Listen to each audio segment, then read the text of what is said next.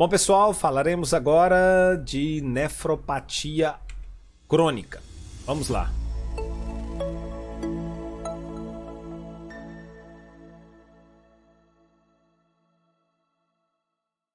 Segundo o UpToDate, a doença renal crônica é definida com base na presença de danos renais ou diminuição da função renal por 3 ou mais meses, independente da causa, se a pessoa apresenta já funções comprometidas, né, da função renal, como no caso a taxa de filtrado glomerular alterada por mais de 3 meses, esta pessoa apresenta uma doença renal crônica. Fala-se que o normal da taxa de filtrado glomerular é aproximadamente 125 ml, né, por 1,73 de superfície corporal, e define como quando se está uma taxa de filtrado menor do que 15 é considerado uma insuficiência renal grave, e menor do que 60 já começa a ter clínica, né, e já segundo até a nossa doutora de nefrologia, falava que a menos de 60, né, já tem sinais aí também de dano renal. E é isso. Não vou entrar em detalhes agora não. Quando se fala em albuminúria, né, importante marcador de dano renal, existe essa definição. Quando essa relação entre albumina e creatinina, claro, na urina, é maior do que 30, vamos lá devagar, de 10 a 29 é considerado levemente aumentada, quando é de 30 a 300 moderadamente elevada, e quando está maior do que 300 severamente aumentada. Daqui coloca aqui uma relação quando está maior de 2,200, acompanhado de sinais e sintomas, né? São sinais de uma síndrome nefrótica. As principais causas de doença renal crônica: diabetes, uma glomerulonefrite, pressão. No Brasil, as principais causas é a hipertensão e a diabetes, tanto tipo 1 quanto tipo 2. E aqui está o CADIGO 2012, aonde é feito o cálculo, né? Vou até lá no cálculo porque a gente já vê de uma vez. E a gente, em homens, 140 menos a idade, vezes o peso, dividido por 72, vezes a creatinina. Essa resposta vai me falar em que grau, segundo o CADIGO, se encontra essa doença renal crônica.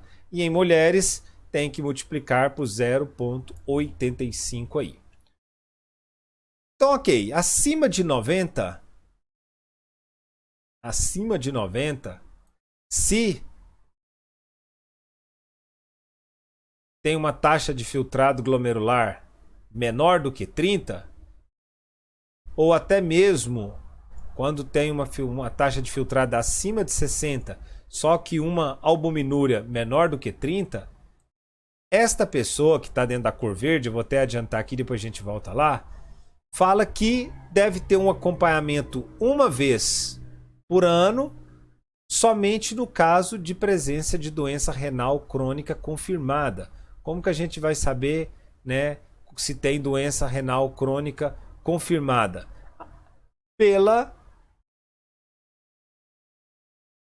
Cadê? Tô caçando aqui no quadro, achei. Quando você tá com uma taxa de filtrado glomerular abaixo de 60. Mas, mas então não tem abaixo de 60 aqui. É, né, só de abaixo de 89 até 60. Bom, então chegamos à conclusão que quando essa pessoa, né, tá com uma taxa de filtrado acima de 90 e não tem dano renal, né, tá com menos de 30 de albuminúria, função renal tá legal, então nem precisa acompanhar. Porém, né, reflete com medições de acompanhamento anuais no caso de doença renal crônica. Mas o verde aqui, né, ficou um pouco a desejar. Já coloca bonitinho, ó. Quando é o amarelo, uma vez por ano. Aí sim, quando ele está com abaixo de 60 ou abaixo até mesmo de 90, mas com uma proteinúria abaixo de 30. Esse verde aí ficou um pouco tenso. Resumindo, então eu vou monitorar uma vez por ano, né, fazer uma proteinúria de 24 horas, né, fazer uma ecografia, né, solicitar ureia e creatinina. Quando? Uma vez por ano. Se ele está com uma taxa abaixo de 90, com uma proteinúria de 30/300, ou pelo simples fato de estar com uma taxa de filtrado glomerular abaixo de 60, também é motivo. Já o laranja 2 vezes por ano e o vermelho 3 vezes por ano.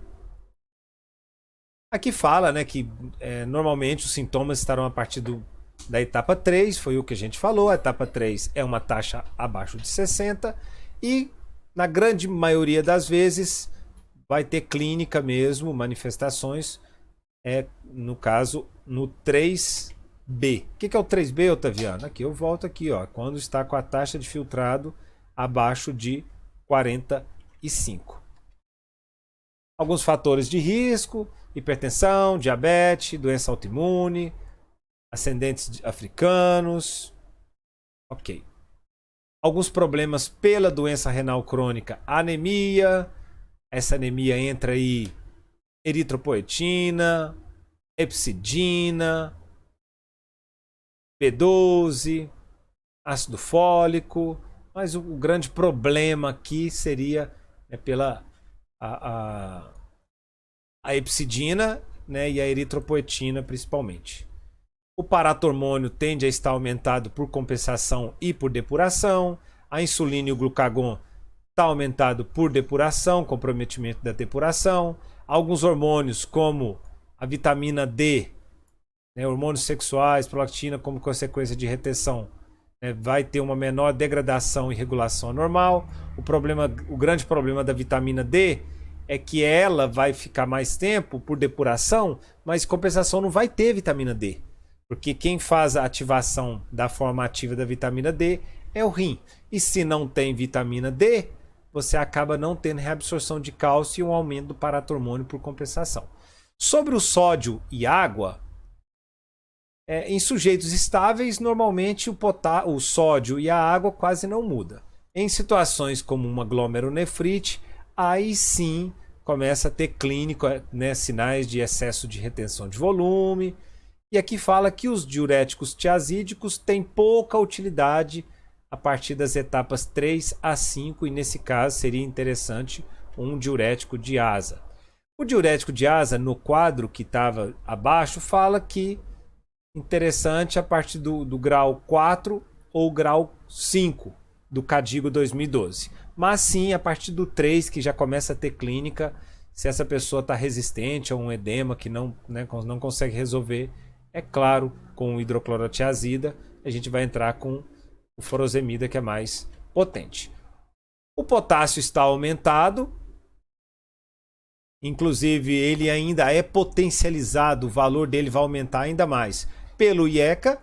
IECA é o antihipertensivo de escolha para diminuir a taxa de filtrado glomerular, porque ele tem a capacidade de agir nas arteríolas aferentes, diminuindo aí a pressão nos glomérulos e diminuindo a taxa de filtrado glomerular, e com isso aumenta, né, o potássio.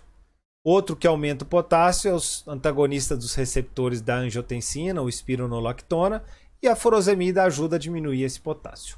Sobre a acidose, é uma acidose metabólica hiperclorêmica, que pode estar presente até mesmo nas fases iniciais, e para resolver isso aí, uma dieta hipoproteica e bicarbonato, se necessário, para manter os valores acima de 22 miliequivalente litro. Sob o transtorno do metabolismo de cálcio e fosfato, os níveis de paratormônio estão altos. Por quê? O cálcio está baixo porque não tem vitamina D para reabsorver o cálcio do alimento. O fósforo está elevado por dificuldade na depuração. A vitamina D está baixa porque não tem o processo de ativação da forma ativa. O que vai acontecer? Cálcio baixo, paratormônio é liberado.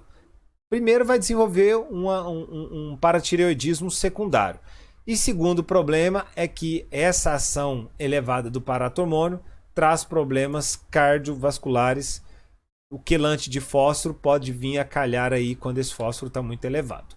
Então, no caso do hiperparatiroidismo secundário, administrar análogos da vitamina D ou a forma ativa da vitamina D e os calcimiméticos para poder diminuir o risco de problemas cardiovasculares aí.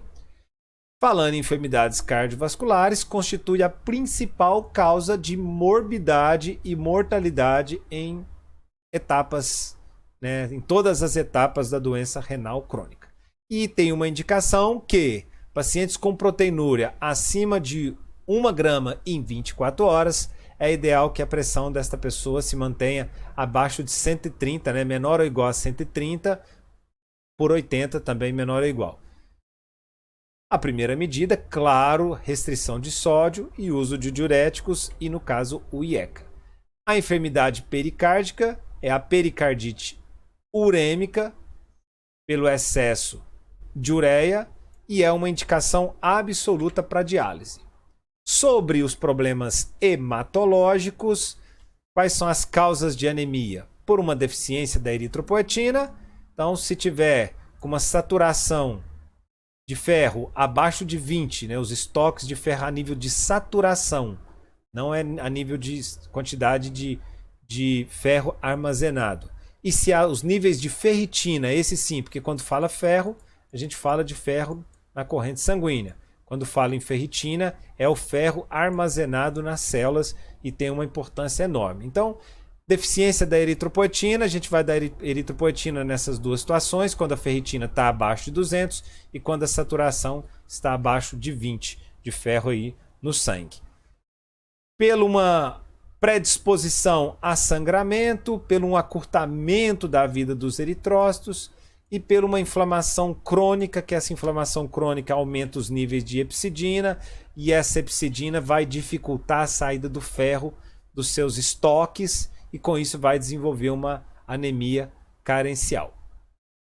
Sobre problemas, né, neuromusculares, nas fases tempranas iniciais pode ter alterações de memória, problemas no sono e situações mais avançadas pode ter cãibras, fasciculações, contrações musculares. Sobre a avaliação e o tratamento de indivíduos com doença renal crônica, anamnese, exploração física, pessoas acima de 35 anos com doença renal crônica não explicada, deve ser realizada uma eletroforese, ok? Sobre o estudo de imagem, claro, ecografia de escolha, buscando aí alterações no rim, tamanho, se tem sinais de obstrução. A biópsia renal, ela não é indicada sempre, e se ambos os rins são pequenos, não convém obter o material de biópsia aí, não tem necessidade. Sobre a diálise, sinais de uremia, potássio acima de 6, quando tem uma persistência de volume nessa pessoa, mesmo com o uso de diuréticos, não perdeu esse líquido retido, uma acidose resistente a medidas médicas, uma persistência à hemorragia e quando se encontra com uma taxa de filtrado glomerular abaixo de 10 ml, né, por 1,73 de superfície corporal aí.